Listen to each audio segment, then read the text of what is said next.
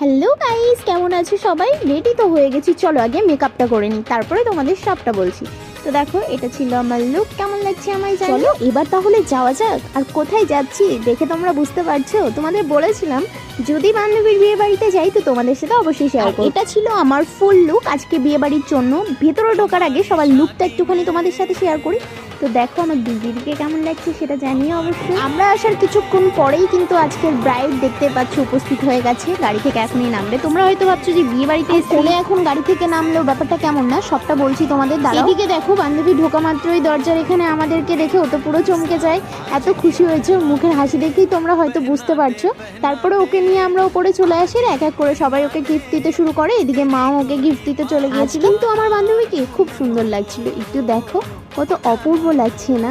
একদম ঘরের লক্ষ্মীর মতো, খুব সুন্দর লাগছে। আমি তো তোর দিক থেকে চোখই সরাতে পারছিলাম না। না জানি তোর বরের অবস্থাটা কি হয়েছে।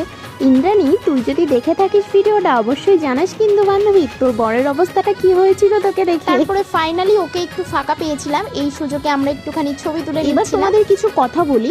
ওর বিয়েটা হচ্ছে লজে। আজকালকার বেশিরভাগ বিয়ে দেখবে লজেই হয়। বাড়িতে সেরকম কেউ একটা ঝামেলা নিতে চায় না, তাই বিয়ে বলো, রিসেপশন বলো এবং অন্যান্য অনুষ্ঠান বলো সবই দেখছি লজেই হয়। তবে আমার মনে হয় বাড়িতে বিয়ে বা অনুষ্ঠান হলে সেটাতে বেশি মজা হয়, কারণ বাড়ি ভর্তি হইচই, সবাই একসঙ্গে ডান্স। আর লজে তো একদমই বক্স বাজাতে দেয় না।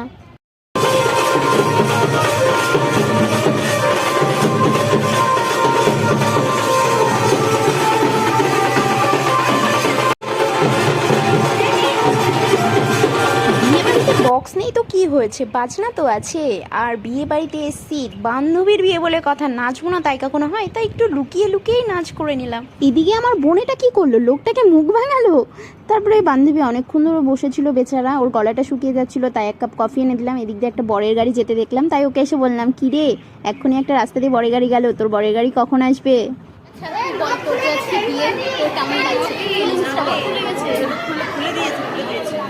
ফিলিংসটা বল, কেমন লাগছে? আর আমাদের ছেড়ে চলে যাবি, তার জন্য দুঃখ হচ্ছে না?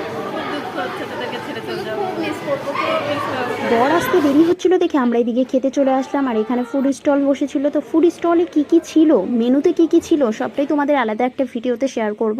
আর এদিকে দেখতে পাচ্ছ আমি খেতে বসে গেছি। আর খাওয়ার পরই কিন্তু বরের গাড়ি ঢুকে যায়। তো এইদিকে বর চলেও এসছে, আর বরকে স্বাগত জানানোর জন্য দেখতেই পাচ্ছ সবাই লাইন দিয়ে দাঁড়িয়ে আছে।